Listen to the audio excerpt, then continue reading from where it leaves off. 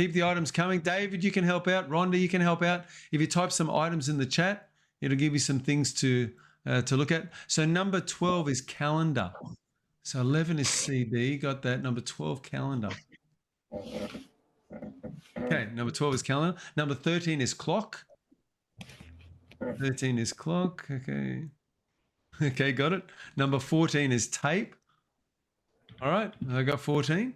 Number 15, thanks, Rhonda. So 15 is computer. Okay, I got the computer. Number 16 is car. Okay. Yeah, I got 16 car. Number 17, I'm going to go to 17, is a watch. So 17 is a watch. Oh, there we go. Yeah. Okay, got it. Number 18 is dice. Number 18 is dice. All right, I got the dice. Number 19 is a shot glass. 19, a shot glass. Okay, got it. And number 20, last one. Number 20 is a laptop. Okay, laptop computer. Okay, got it. All right, so what do we got? Number 20 we'll start with. Number 19, the purse should have been shot glass. Number 18 was dice. Number 17 was watch. Number 16 was car. Number 15 was computer. Number 14 was tape. Number 13 was clock. Number 12 was calendar. Number 11, I'll come back to 11. 10 was flag. 9 was baseball. 8 was stereo. 7 was 7 again. Number 6 was magazine. 5 was paper. 4 was scissors. 3 was humidifier. 2 was stapler. 1 was cell phone. All right, so number 7. Okay, I forgot number 7. What was number 7? Number 7 and number 11. Unbelievable. Unbelievable. I went through it pretty rapidly. So what I did, just so you know, is I made little pictures. I made little pictures, little stories around the objects, and that's how I did it. So I used my brain to create these stories. Now, sometimes we need a reinforcement. We go over it a couple of times till we get it, and that's why I went over the first 10 to make sure that I had them, and then I had to go over them again. So, CD is 11. So that one just popped into my head. Number 7, I got it the first time. I'm just trying to think of what it was. If I opened it up, it was an unusual one. It wasn't shot glass. That was 19. I got CD, so I got 11. So there's only one I'm missing, but I said it right the first time. Now, Paul, give me a hint. It's a tool you use to add numbers. It's a very clear hint, but it's a calculator. Yes. Yes. Oh, my goodness. I forgot the calculator. Wait, let me reestablish it. It's a hard one to do because what we need to do with memories, the more bizarre and unusual, the better. And so if you can make it bizarre, outlandish, if you can do scenes of horror, if you've got blood and guts in things, that makes it easy to remember. If you use like different scenes in your brain, if you can bring in senses as well, calculators like quite boring. That's like accounting. Maybe that's what I need to do is just a boring accountant. See an accountant sitting at a table typing on a calculator. Okay, got it. All right, now just type in the chat 2 numbers together. Well, actually, Napur, say 2 numbers. I'll keep the chat shut because I wasn't watching the chat. And what I want you to do is say 2 numbers, and I'll tell you straight away what the 2 objects are. 2 numbers. So it could be 4 and 8. So let's do 13 and no, not 13. Let's do 16 and 13 was 2. 16 was tissue, and 2 was stapler. 16 was what? 16 was clock. No, sorry. 16 was car. Sorry. Car. Yes. I mean car. Yes. Mhm. Give me another few. Just in random order. 4 and 12. No, 4 Just and 18. 18 is dice. Uh-huh. Yeah. And then now say the object, I'll tell you what number it is. Scissors. Scissors is 4. Yes, that's right. And laptop. This Laptop. is easy. Uh-huh. The number? Any other? So, well, do you think I've got them now? I can go forward, I can go backwards, I can take them apart. So now that I've locked it in my brain, it's stuck there. It's there. It's there for good. Now, it's only going to be there for good if I decide that I want to keep it, because it's currently in my short-term memory, but it's also locked in. So I'll tell you just briefly what I did, just so everybody's aware. What I've done with this memory technique is I've created pictures and movies out of these objects. For example, with the humidifier, I've got the 3 trees of May, and I've got them looking very gaunt, like they've actually got no moisture in them. It's like this humidifier is sucking out moisture or anything that it can. It just sucks it out. And so that's the way I remembered it. Now, if I go to number 9, for example, I see a baseball splashing into a lake, and the lake is in the shape of a number 9. It's like a bay of water, and it's shaped like a number 9. And I also, so I know that's number 9. So for 11, I've got CDs. So I see a little toddler walking along, and instead of legs, he's got a CD under each hip, and the CD's helping him walk.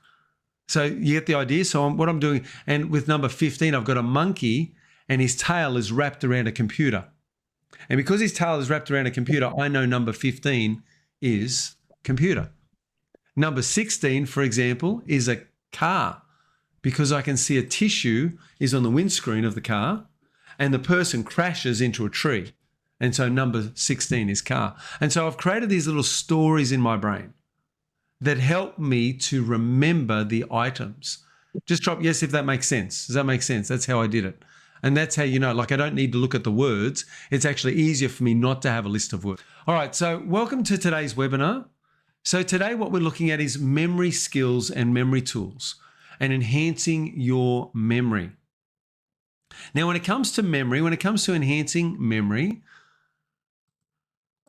to take you back a little way in my past, I remember going to a meeting one time. It was actually a church meeting.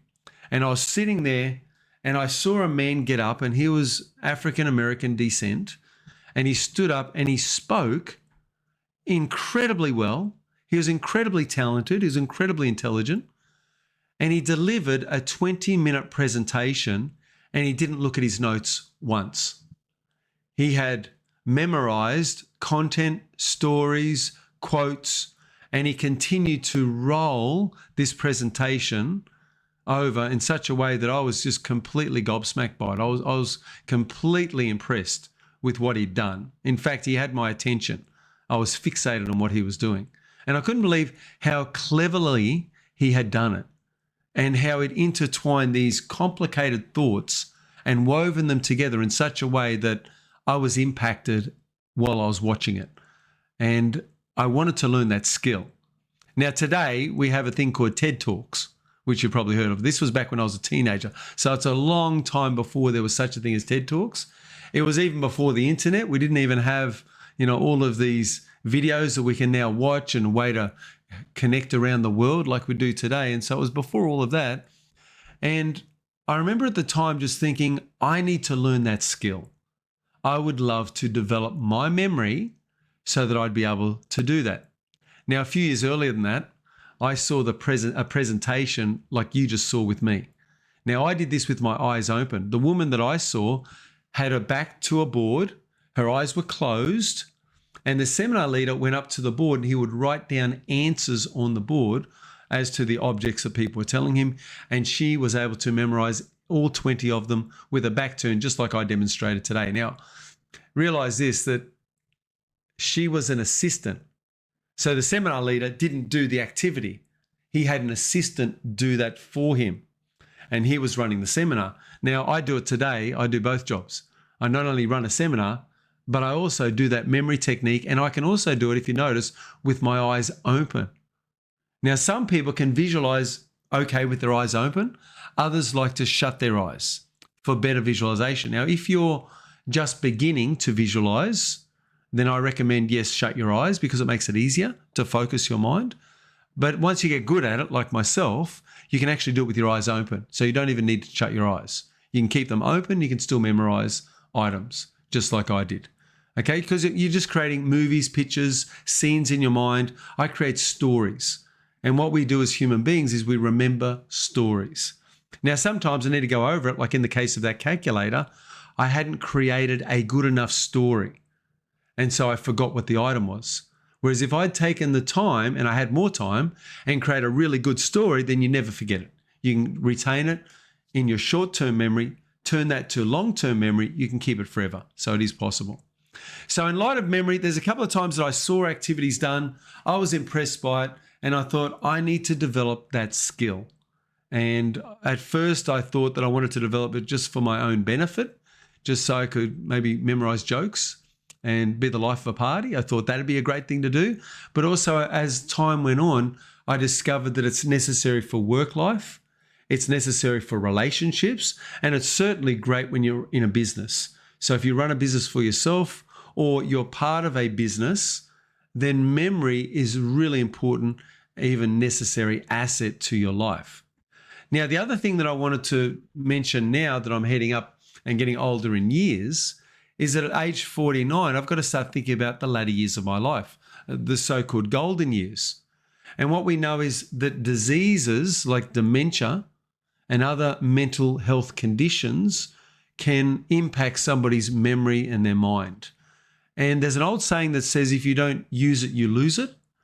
And so now as we are getting a bit older, and I can see some of you here as well, you're not spring chickens anymore. So as we get older, we want to make sure that we're utilizing our mind and our memory so that we can maintain our mental health and you could say our youthful intelligence. We don't want to get old in our thinking. We don't want to get old in our mind. We don't want to start forgetting things. And we want to preserve our memory and our thoughts and our thinking for as long as we possibly can. And so the saying, if you don't use it, you'll lose it, comes to mind. And so the idea of, as we get older, we do crossword puzzles, we use our mind, we go to courses like this one where we practice mind techniques. So the more we can do that, the better. So I just wanted to give you a bit of a background. As to me, I believe that memory would help me be successful socially. Memory would help me be successful in business and other things. And it certainly has done that during my life. It's helped me in my career. It's helped me in my relationships. It's helped me in life. Now, just type in the chat, why are you here? What are you wanting to do with memory and why are you wanting a good memory? Just maybe one or two words in the chat. What is it you want to do? I've just mentioned a few reasons there. It can help you with your career, it can help you with your future, loss of memory due to trauma, okay, and how to deal with that, okay, good. That's one way to, that's a good reason to be here, is you want to sharpen the saw. And, when you think about Stephen Covey wrote the book, The 7 Habits of Highly Effective People.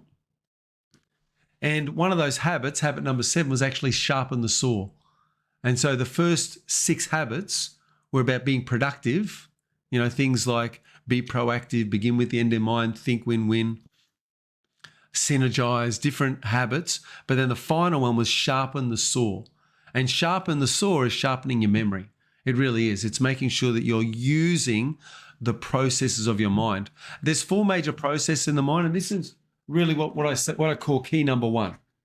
So key number 1 is that there's 4 processes that your mind uses. Okay, what are they? Well, there's a little acronym MAPS that I use. And the M stands for memory. The A stands for attention. The P stands for processing. And the S stands for sequencing.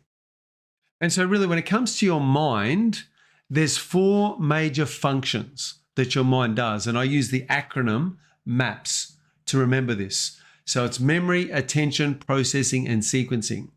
Now, of all of these, the first one is memory.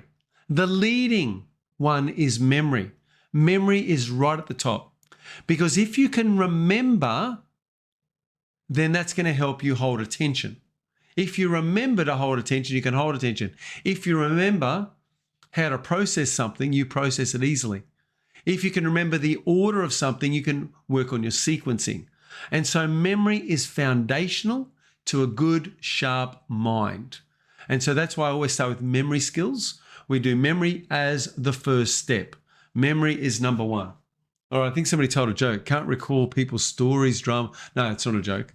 I asked before why you're here. If somebody wrote in, I can't remember why I'm here. I'm just here. Then I'd say, you have a real problem with memory. So when I read those first couple of words, I thought it was a joke. All right, so to help me pass my next certification, that's great. So advance your career. So Bob's saying, I want to advance my career. I need memory, tools, and skills to do that. Fantastic. John Knight has said, can't recall people's stories, dramas, traumas, etc. Very important to them, but not to me.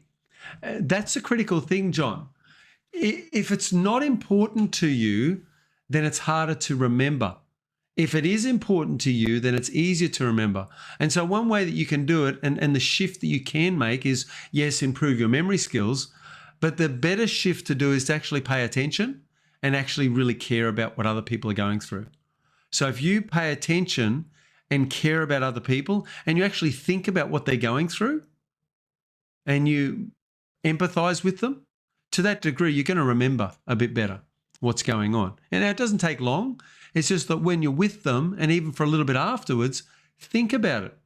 Don't just think about yourself. It's very easy to do that. Look, we're very egocentric as human beings. We think about number one. We think about ourselves. What's a challenge for us is to put ourselves out there to start thinking about other people. Okay, so that's something that I'd encourage you to do, is really start thinking about that, changing your focus away from self and putting it onto others. So we become more, you could say, selfless in our approach to communication. And if we're more selfless, that's going to help you straight away. So that's probably the overarching idea. But now on top of that, John, then we go and we say, well, let's learn the techniques as well. So it's great to have that concept of, if I pay attention, I'll learn more. That's the first step. But then we say, well, what memory techniques and tools can I use to help me really be present, really absorb the information and retain what I learn. It's the same with Bob. You want to retain what you're learning so that when you go to that interview, you're able to present it.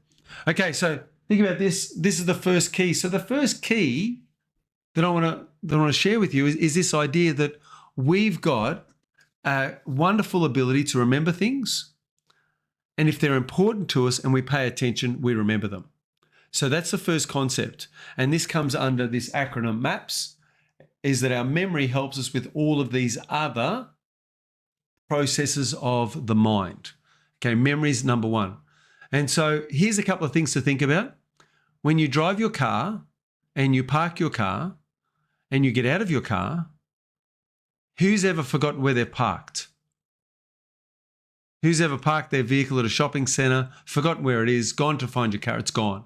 Like, it's almost like somebody stole it. In fact, there was a woman said, my car was stolen on level 3 of a shopping centre and the police located on level 2 of the shopping centre. Same bay, but wrong level. You get the idea? So forgot where they parked their car. So this happens from time to time. Now, the main reason people stop or are able to stop forgetting things like that is they pay attention. And so all you do is when you get out of your car, you walk 3 steps away, count them, 1, 2, 3, turn around, look at your car and use the eyes of in your head, like the shutter of a camera lens. And you take a photo of your car with your eyes. So this is something that I do. I'll take a photo of the car in relation to where it is, around it. You look for the color or look for, how do I know what level it's on? How do I know what bay it's in? You look for what's around you and you take a snapshot of it. I always take a snapshot. I imagine that my eyes are like the shutter of a camera. And as I blink, that's the shutter. and I take a photograph of that in my brain. Now, some people get their phone out and they take an actual photo of their car. So you can do that. Now, I don't need to. I just take a photo with my eyes, and that's how I remember. Now, the other thing you do is when you put your keys down, let's say you got your phone and your keys. I don't have my keys with me, but let's say you're sitting them on a bench, like so. Okay, what you can do is you can also use that same technique to take a photograph of your phone and your keys and just commit it to memory. And the whole process takes about 2 or 3 seconds. So you sit your phone on the bench, you step back, you take a photo with your eyes, you imagine that your eyelids are the shutter of a camera, you take a snapshot like that, then you walk away and you don't think about it again. You don't have to worry about it. Then when you think, oh, where are my keys? Where's my phone? It'll pop into your memory. Okay, who likes that technique? It's a really simple one, but it's one that I use all the time. I use that. In fact, I don't even need to use it as much. But I'll tell you a story. I lost my phone just the other day, and you'll see now that I've got a screen protector on, but it's actually the wrong size. It's like a little screen protector. It's the only one I could find. so I've actually ordered another screen protector. My phone fell down beside my seat in the car, and I could see it there. I was actually trying to work out where it was, and I'm in my office, and I put my earbuds in. It said connected, but I went to the other side of the house and it wouldn't connect. So I'm scratching my head. Then my wife went to drop somebody off at home, took the car, and then I put my earbuds in, no connection. It must be in the car. My phone's in the car. So anyway, I got her to pull over on the side of the road, drove down there and found the phone. It was down beside the seat near the tracks. You know, the tracks of where you move the seat forward and backwards. Anyway, we're in a Mazda 6 and I couldn't get the phone out. Like, it was too tight a space. So I decided to bring the whole seat forward to see if I could reach it underneath. And as I did, there was this scraping noise my son heard. He's like, oh no, Dad, you're damaging your phone. You're crushing it. It's being crushed. And anyone who's got an iPhone knows that these aren't cheap. There's an iPhone 15 Pro. They cost a lot of money. And replacing a phone, phones are like what a computer used to cost. A whole office computer used to cost like $2,000. Today, a phone is almost $2,000. Like, it's amazing how much they cost. So anyway, I didn't want this cracked screen. I didn't want a damaged phone. So I'm like, oh no, worried about it.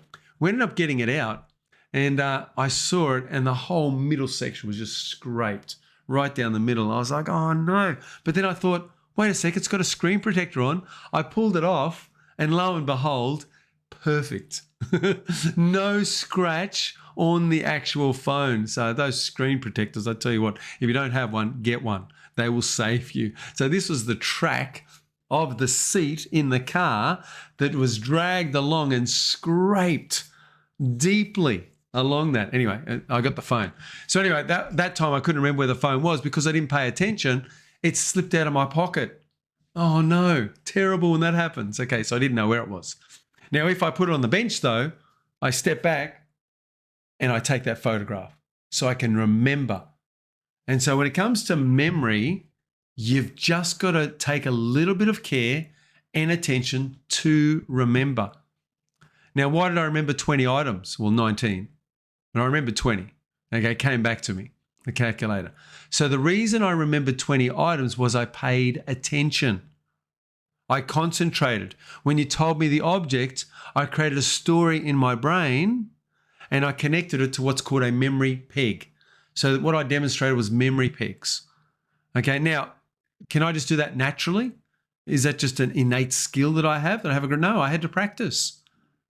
I had to learn the skill, do the drills, practice and rehearse it, and now I can do it. And now I can remember 100 items if I needed to. I did that one time, and I did a seminar one time years ago. And at the end of the day, I said, now write down 20 items each. I think there was about 10 people in the room. They did 10 items each. I took them home and I committed them to memory. It took me about 30 minutes. I committed all 100 items to memory. And then the next day I repeated back all 100 items and had somebody check it. So I want you to know that you can do this. It requires that you pay attention. So there's 3 parts to memory. Let's go to key 2. There's 3 parts to memory. What are they? Part number 1. Like anything we do, the first thing we do is we prepare. Preparation is key. Preparation is number 1. We learn that preparation precedes performance. If you prepare well, you shall not fear.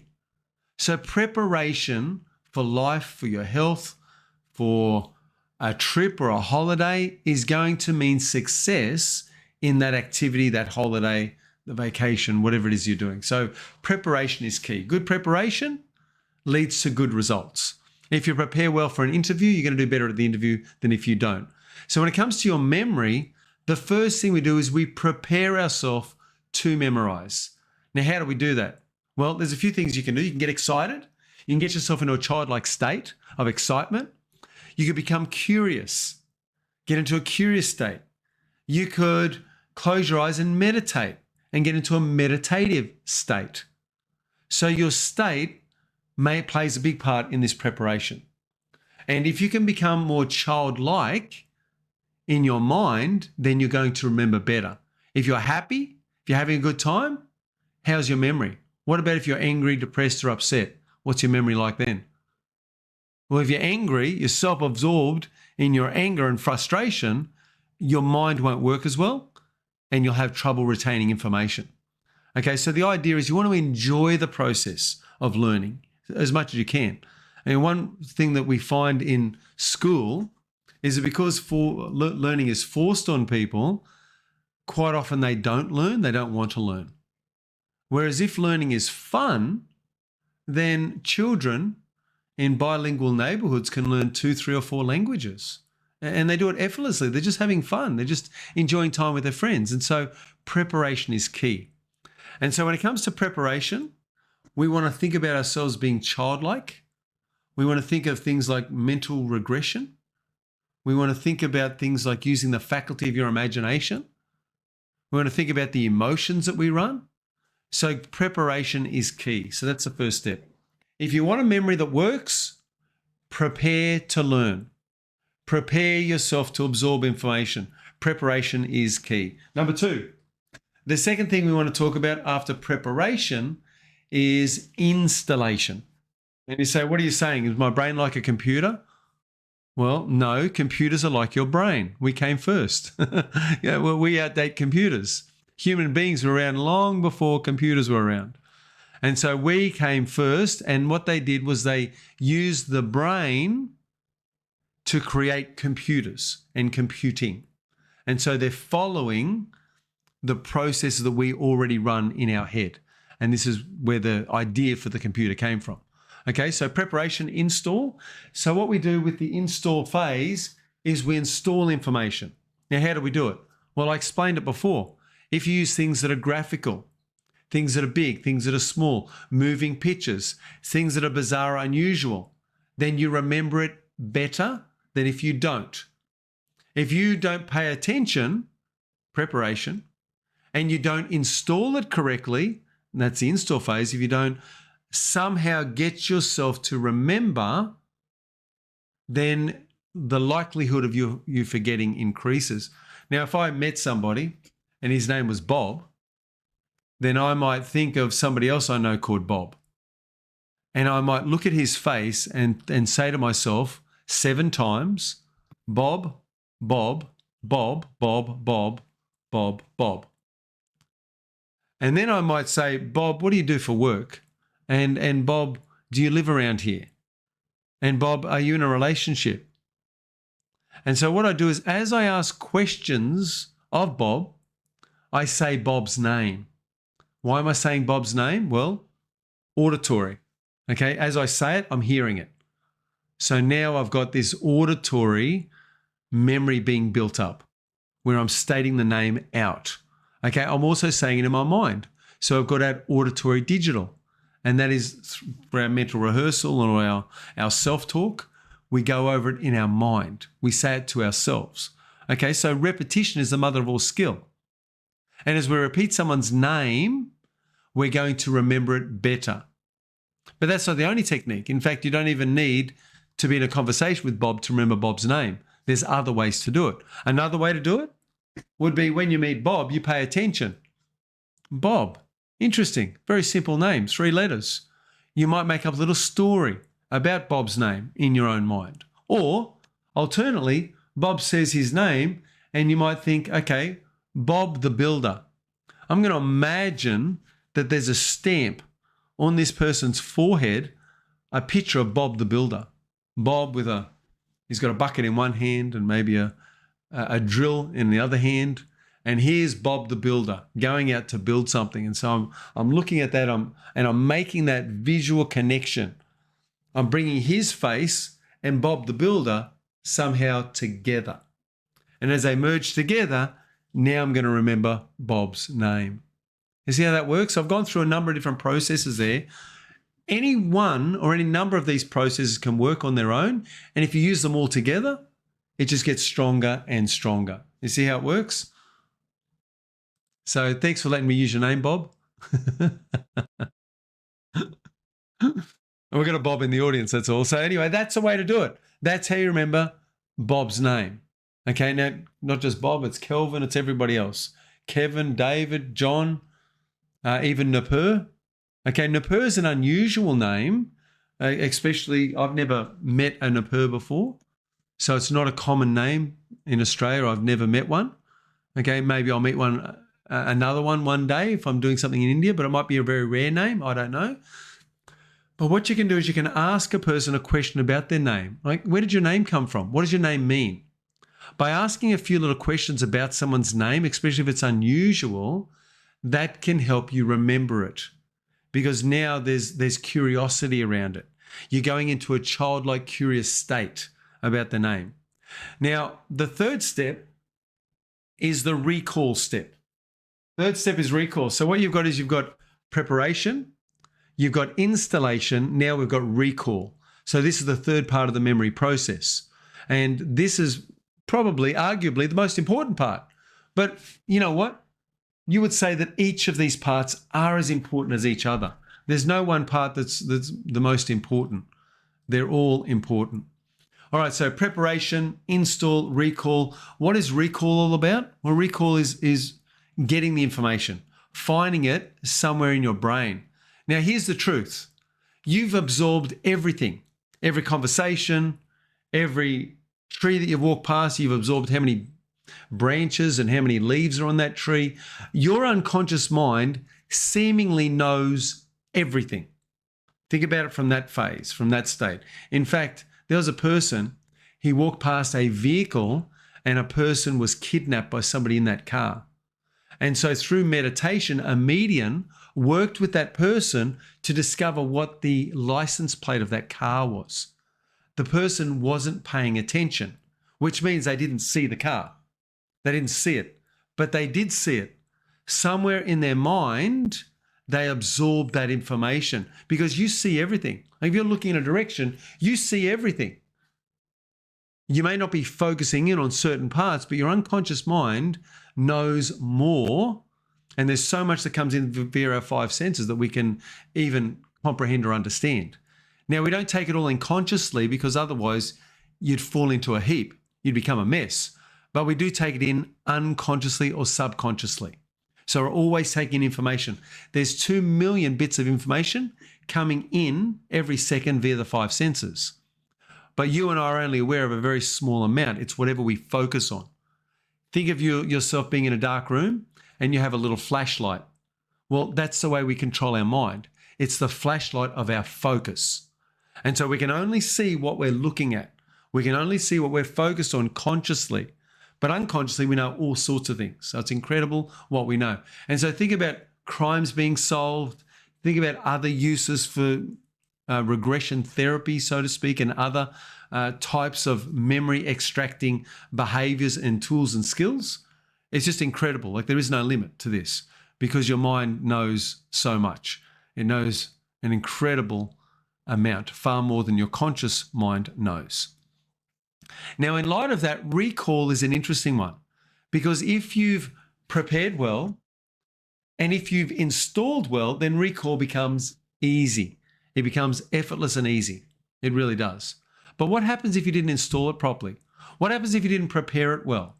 What happens in those cases where you're not paying attention and you're not using the tools and skills? Well, we can still recall the information, but it does take a bit of work.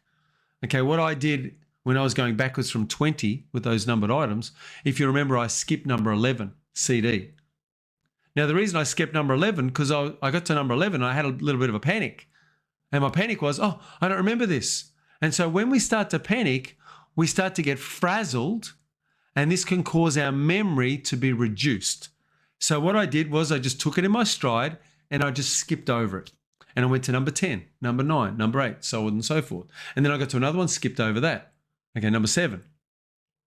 All right, now why did I skip over that? Just to keep my mind calm. You don't want to panic, because if you panic, your chances of recalling are reduced. But if you can keep yourself calm, it's easy to recall. So then I went back at the end, and suddenly I was looking at number 7, and suddenly number 11 popped into my head. CD, got it. And I realized that it was CD, and I was able to say that. You see how it works? So sometimes just by leaving it alone and just saying to yourself, I can't remember this now, but I will remember this. I will remember this. This will pop back into my mind soon.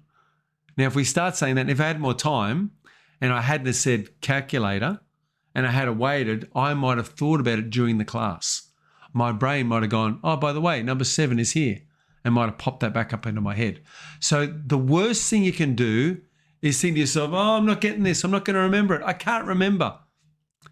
Think about the negativity of those affirmations. They're like, what are they? Reverse affirmations. An affirmation is positive. Whereas if you reverse that and start saying negative things, then you're affirming loss, a loss of memory. And you don't want to affirm that. You want to affirm positivity. Does that make sense? So recall, what you're looking at, there's a few ways to recall. One is first letter, second letter.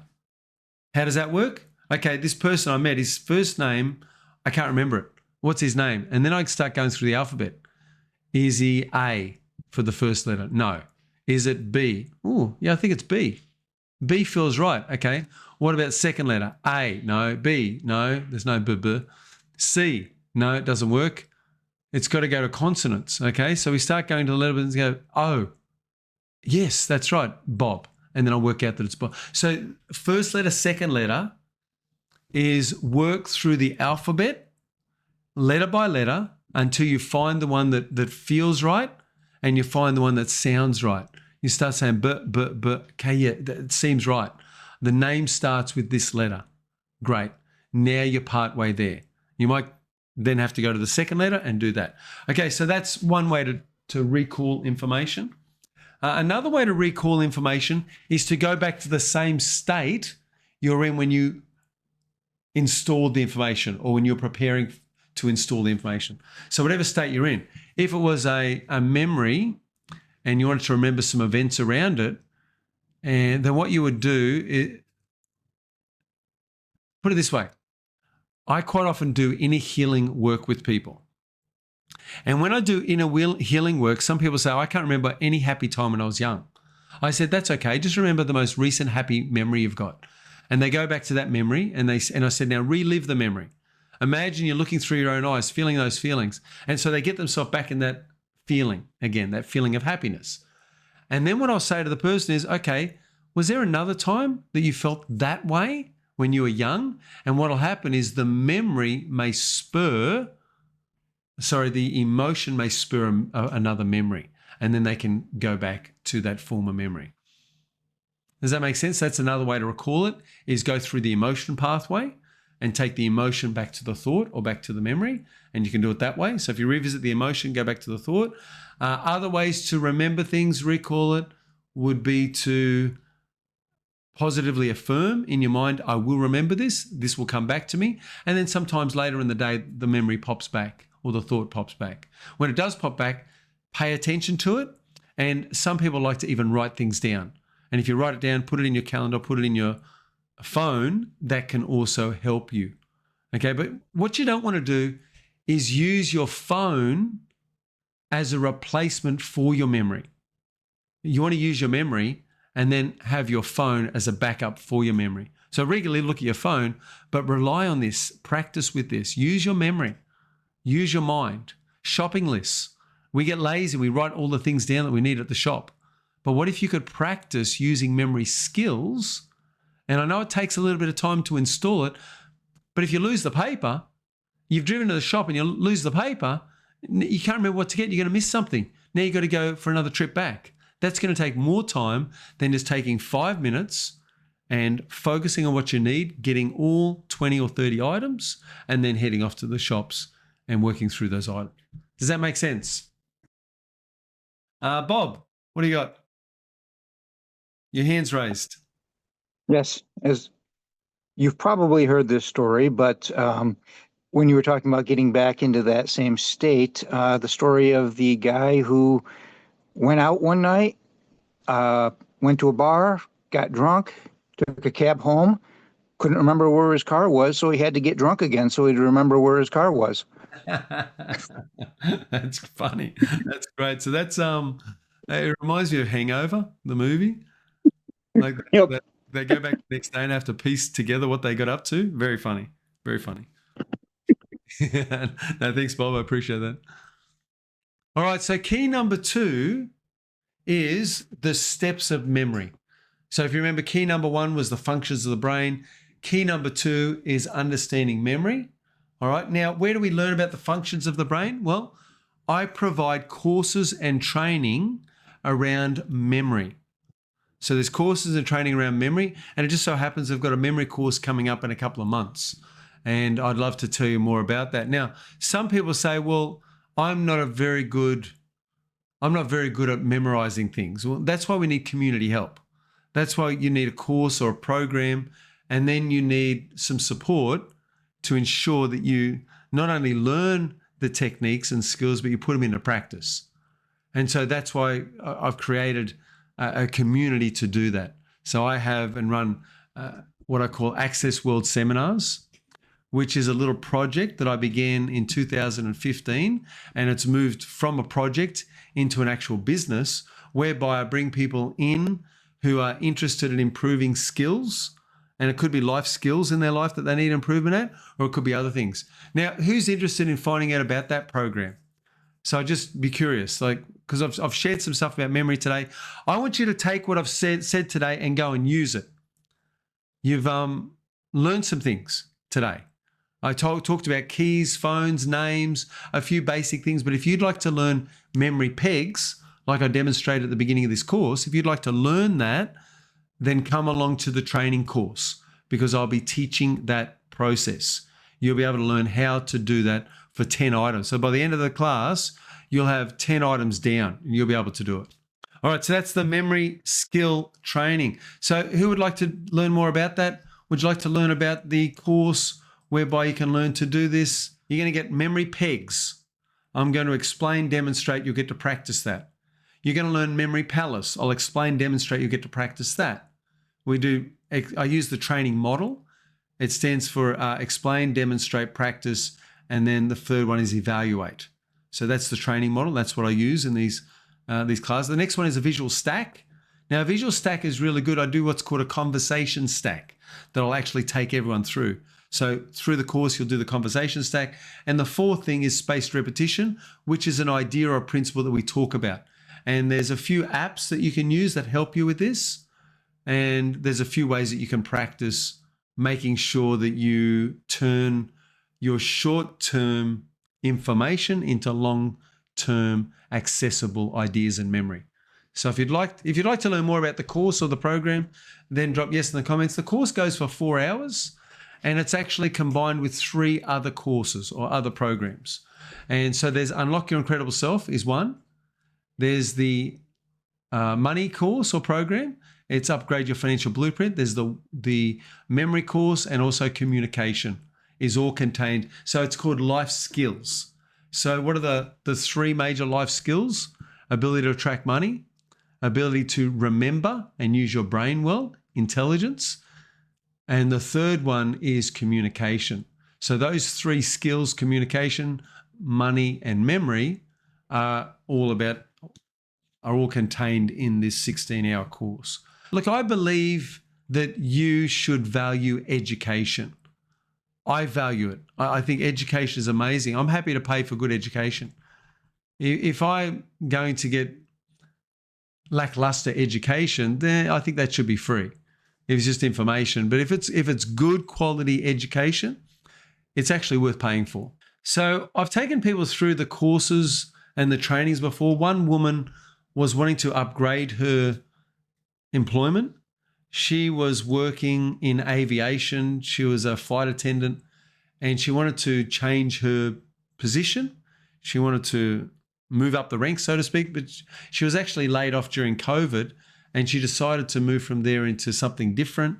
And we did a thing called her values track, and we found out that she loved looking at houses. She loved talking about houses that were for sale.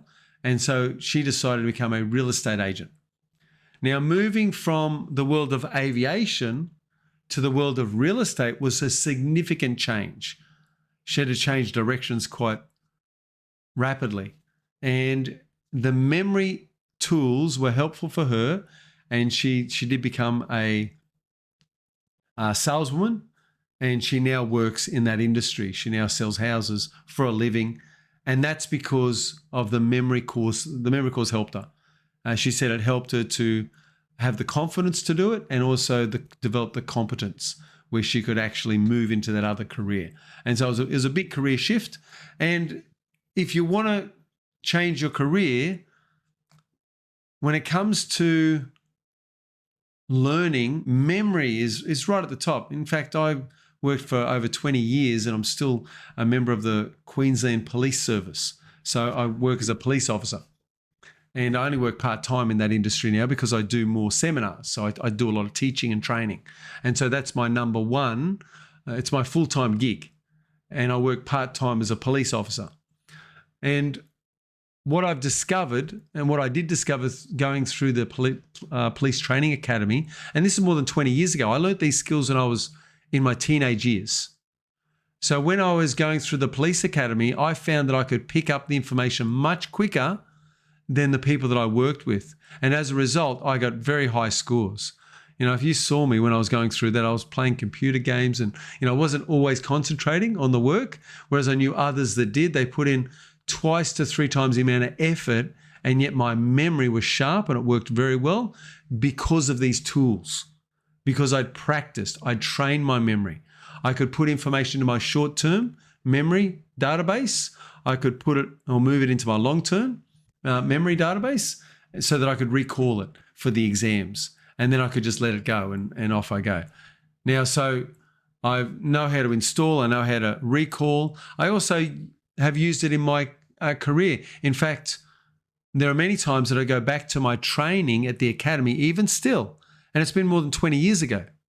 Even still, I go back to my training and I can remember things from back then because I know and understand memory skills. All right, so what I've got is life skills. So here it is. It's a life skills series. And when is it? It's on the 24th and 25th of July. So if you're in the USA, it'll be the 23rd of July starting time, not the 24th. If you're in Australia, it's the 24th and 25th. If you're in the US, it's the 23rd and the 24th. That's when the course is. Now, what you're going to get is access to a 2-day live training. It's skill development training. So it covers wealth, upgrade your wealth blueprint, memory, communicate from the heart, and also unlock your incredible self. You're going to get all of those sessions in one training. It's absolutely phenomenal training. It'll change your life. I love the life skills because it's so practical. This is such a practical seminar that I believe everybody needs. Everybody needs this seminar. It's a wonderful way to change your life. And so it's a 2-day webinar. The value of that is $1,997. And Michelle did some healing inner child work. She started coming along to seminars through Access World Seminars, which is what I did. Michelle had authored a book. She hadn't sold any copies. We did the emotional clearing work. She sold a copy the very next day. So what you're going to get is you're going to get the emotional clearing webinar to clear out your past. Now, that's the results in your life are going to be different for everybody. Michelle's result was she sold a book. Like next day, her first book sold. And then she sold many since. But realize this, that it's going to be different for everyone. So what you're going to get is you're going to get a 2-day training webinar. Now, if you just want the webinar, you can just do the webinar. But what I'm going to tell you is if you sign up to the webinar, you can get some bonuses. And the first one is 3 months of live coaching. and mentoring.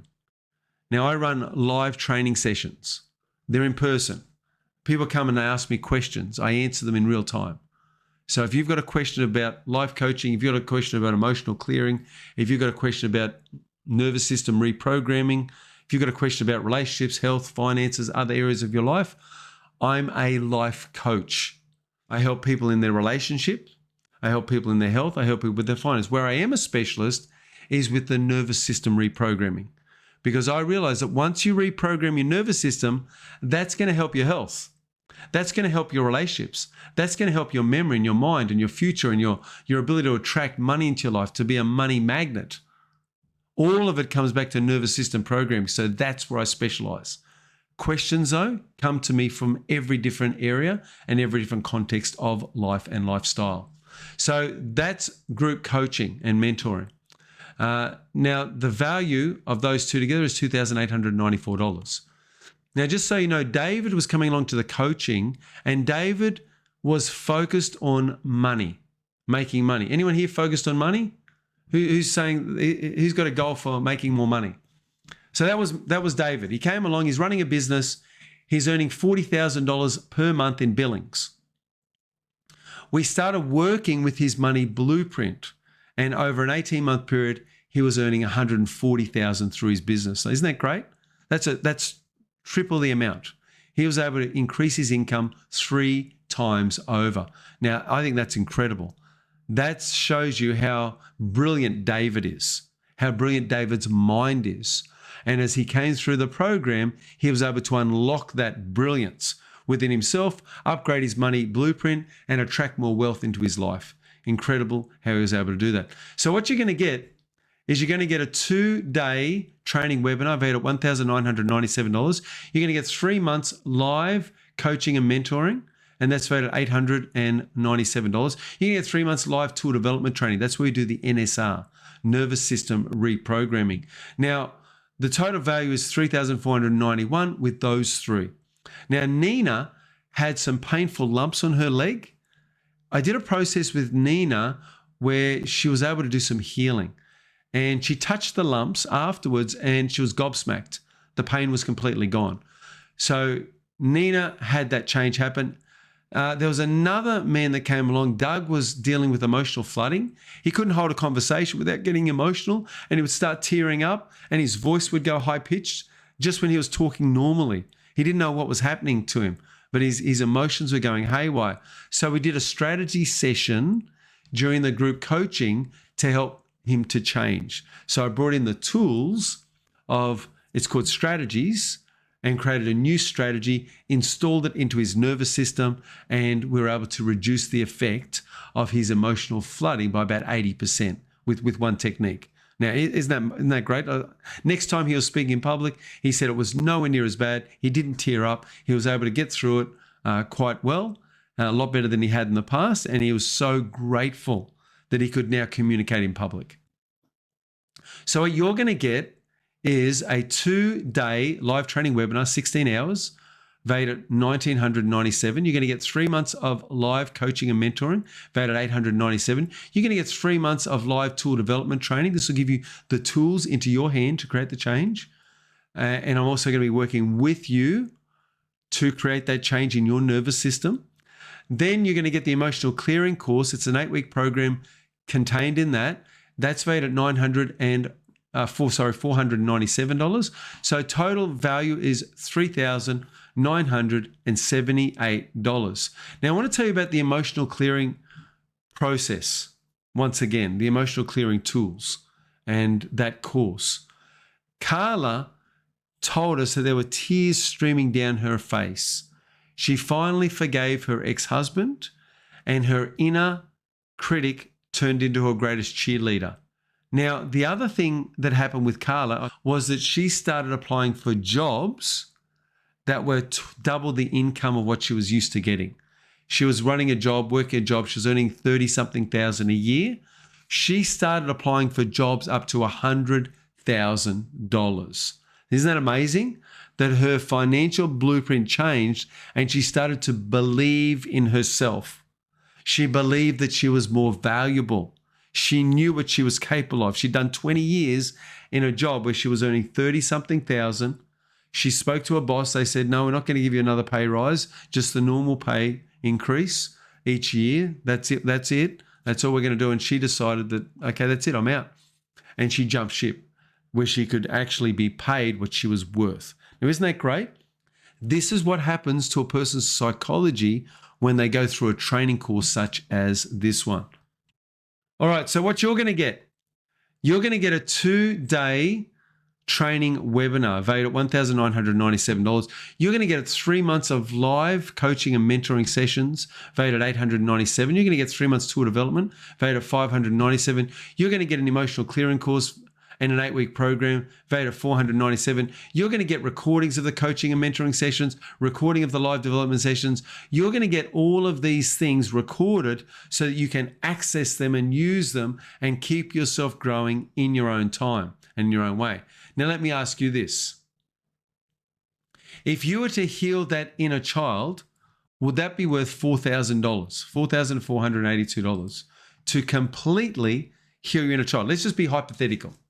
So hypothetically, okay, if you were to heal your inner child completely, no more trauma from your past, no more being held back, no more feeling stuck, no more procrastination, no more feeling helpless or hopeless, and you were to feel completely healed, would that be worth $4,000? Just type yes in the chat if that would be worth $4,000 to completely heal yourself of all of your trauma. Because if that's a yes, I already got a yes there. Thanks, Gordon. You're still on private messaging. But that's all right. So if that's true, then I'm not going to charge you $4,000 for it. Like, you get access to this course for 3 months. You get access to a 2 full-day training. You get access to live coaching and mentoring sessions. This is a living course. You get access to all of that. And I'm not going to charge you $2,000. I'm not even going to charge you $1,000. In fact, here's what I'm going to do today, is if you're interested in signing up and you'd like to take a journey of change, here's what I'll do today. What I'm going to do today is I'm going to reduce it from $4,000 to $2,000, from $2,000 to $1,000. I'm going to reduce it from $1,000 to $500. Who likes that idea? Who thinks they could pay $500 for this? But here's what I'm going to do. I'm going to go one step further. If you want to do it today, I'm going to do it for $397. So $397. So you're going to get $4,482 value for $397. And this is only for this meeting. So if you're going to do this, it's right now, right here. I need you to make a decision as to whether you're going to do this for your life.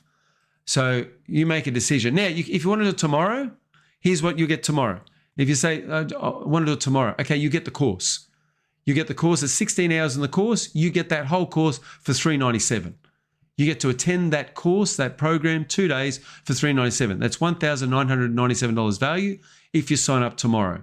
If you sign up today, you're going to get 3 months of group coaching. You're going to get 3 months of tour development training. You're going to get an emotional clearing course. You're going to get access to recordings. You're going to get access to all of this valued at $4,482. Now, if that's for you, here's what you do right now. Is you click on that link. I've just put it in the chat. Click on that link and make a payment. Just click on that link, make a payment. That's what you do right now. So why am I charging $397? Why would I charge that much money? Now, $397, if you're in America, realize that what I'm charging is Australian dollars. So it's even a bit cheaper for you over there. It's probably around about $250 for 3 months of coaching, mentoring, support, help, and a seminar. So I had 2 choices. First option, sell this as cheap as possible and get AI to do all the work, to do the work, maybe just give you recordings. Don't be there live. Don't answer your questions. We can do things really cheap if we just get the computers to do the work for us. You know, that's the idea, is you get AI to do it. I don't have to be there. I can go off and work in some other way. Whereas what I'm doing is I'm investing my time, my energy with you, and I'm going to guide you every step of the way in person. Okay, I love doing and presenting live courses and seminars. And for this, I do all these live. I do live coaching. I do live tool development. I do live sessions because I want you to get the benefit of the live courses, the live sessions, so that you get real-time help and support. Now, the second option, like I said, the first option was to keep it cheap as possible, and I could actually probably make it for free if I just did recorded sessions. The second option, make the price a little higher and give you premium support and help. So if you're someone who likes getting support, if you like being able to talk to the face behind the program, and think about it, there's some programs you join up to, you never talk to the person. You'll never talk to them. You know, you sign up to these great programs. You'll never even talk to the person who established the program. You won't create a relationship with that person. You'll never get to know them. They're just too big. Thousands and thousands of people. Do they care about you? Do they care about you as an individual? I'm sure they do. I'm sure they say, you know, I care about everyone in this group. I care that you're giving me money. But do they care? Do they really care? Can they show you they care? Well, can they have that personal interaction with you? And if the answer is no, this is where this program that I'm running is so much better. So you have two choices. The first option is do nothing. Keep living the life that you live up till now. No change, no growth, no creation, or sign up, change your life, create a new life for yourself. So those are the two choices that you have. You can either change or stay stuck. Change or remain the same. So 30-day guarantee, you pay into the course now, today. Within the next 30 days, you say, Josh, it's not working for me. I refund you the money. So if you'd like to do something where there's no, what would you say? There's no risk to you. I take on all the risk here. So I'm assuming all of the risk. You're assuming none of the risk. You pay me the money. It doesn't work out. You send me a message, say, Josh, this didn't work. I'll send you money back. Okay, that's my promise to you. Okay, I'm not just saying this, I promise it. I refunded a woman she did 20 days in the program, but 25 days. She said, it's not working for me. I sent her her money back. Okay, so I just did that about a month ago. So realize that this is a guarantee. It's real, it's true, and it works. It's a 30. So the real question is, how much longer can you afford to struggle with outdated methods? How much longer can you avoid and try to distract yourself away from your problems? And how much is it costing you in lost productivity, lost energy, lost progress? What could change if you took action right now? What could change if you took the action right now? Okay, so what you need to do right now is just make that payment. Make the payment, get started. Let's sink your teeth into something, a program that creates change. I want to take your brain, I want to manipulate it, I want to upgrade the operating system so that you get better results. That's my job as a coach, as a trainer, is to get better results out of you. And so you're probably thinking many things. You're probably thinking, well, who's this for? Well, it's for somebody who wants change. Who's it not for? It's not for someone who's a dabbler or a drifter. It's not for someone who's not committed to change. I'm looking for people who are absolutely committed to making a change. You might think, well, what results can I hope for? Well, the results you can hope for is better health, better relationships, more money. These are results that happen with clients that I've taken in the past. Results could be that you feel freer and lighter. You just feel happier within, an internal shift. Results could also include, well, instead of dreaming about millionaires, you could become one. Instead of dreaming about someone who's happy and successful in a relationship, you could create it. So anything's possible. There is no limitations, only possibilities with action to turn them into reality. And I show you during the course how to take those actions. After we clear the inner child, we take the actions to produce the future and the life that we want. So it's an amazing program. It works, it produces results, and there's nothing to wait for. So what else would you be thinking? You might be thinking, well, what do I get? When can I start? Well, you get everything that I've outlined. You start immediately. I run a group on WhatsApp. And so in fact, my whole business runs through WhatsApp. So I send out messages through WhatsApp to people. So if you have WhatsApp on your phone, if you don't have WhatsApp, please download it just for the program. Download it so that I can send you a message and contact you. That'd be great. So I've thought, what does a person need to be successful? They need a seminar. Okay, that'll help them be successful. Then they need support. And then they need tools. And so that's why I've created the program that I've created, because I've thought, what else does a person need to be successful? Then I've created a system where you get recordings so that you can keep learning, keep growing, and keep accessing the information so that you can create change.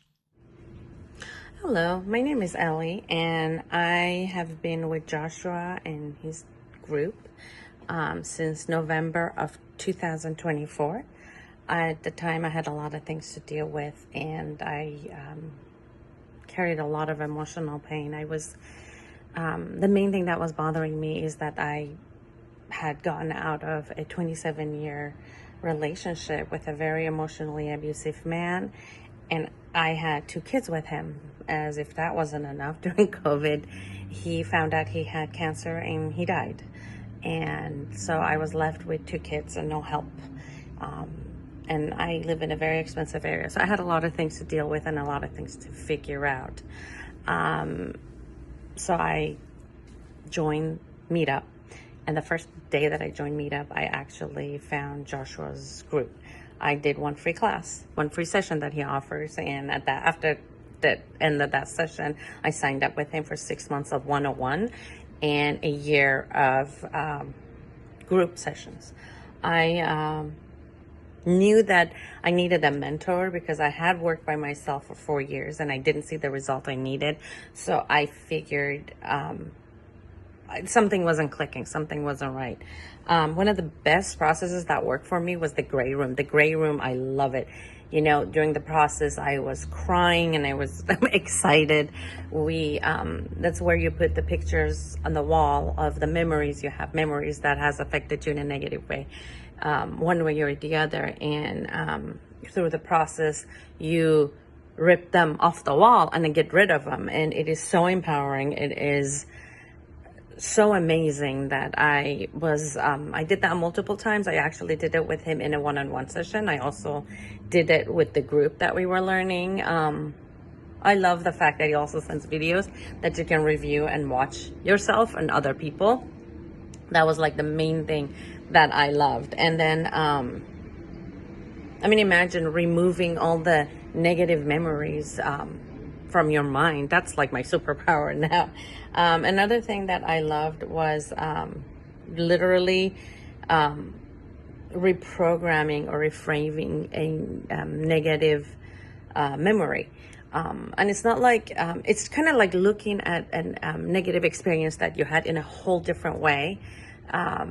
It's just you choose how to look at it. And I was always focusing on the negative, on what was wrong. And I never victimized myself, but it's just looking at the things the way I was remembering, it wasn't helping me. So the fact that I got to choose which way to look at it, the result, and that it made me a better person, that was amazingly empowering for me. I love Joshua's courses. I love how he explains. I love that he tell us about his life. He's been there. He's done that. We've all seen the dark side of the world. And we all will. It's just, as long as we live, there's going to be problems. So having like Joshua with all his excitement and knowledge and how he wants to help. He's funny, he's enthusiastic, and he's very excited about helping people. So I love his courses. I listen to the videos over and over again. I review my notes all the time. Just keep at it. Enjoy his courses to the fullest of your power. I listen to them every day. When I do chores, when I work out, I listen to them. I go back, look at my notes. You can make your life, as he said, you can be happy for no reason. And that's the point. I wake up every day happy. I wake up excited. Everyone that's around me, it's amazing people. I love his groups. I love the support he gives, how he helps empower everybody, and everybody empowers everybody else in these groups. It is work. It's a lot of work. I put on effort. I signed up for a lifetime with him now. I joined his classes. I've already done all the seminars and he's offering them again, I'm taking them again, because every session you listen to, you learn something new. It depends on where you are at that point in your life. Like, I've done so many work, but there's so much more to go. I have 2 young adults that are being raised by a single mom. That on its own, you know, I have to be a mother, I have to be a father, all that stuff. Every time I learn something new. I have learned how to talk to my 18-year-old son. So keep at it. Join his courses. I love his excitement, and it will work out. So good luck. Hey team, I just want to say thank you so much. So before working with Josh, I fell off a mountain and I was extremely in pain. It was about 1 year and 4 months, and I'd still been suffering with severe pain, and it was the trauma. And so I made a decision and took action and invested in myself and one-on-one coaching with Josh. And since then, since the one-on-one sessions with Josh, he did multiple levels. So spiritually, energetically, physically, I can't remember, there was multiple levels. And since those one-on-one sessions, I have had a massive breakthrough and healed the trauma, the pain, and yeah, I can run and jump like before that accident. So I'm very, very grateful, and it was the best investment ever. Thank you so much, Josh. Much love.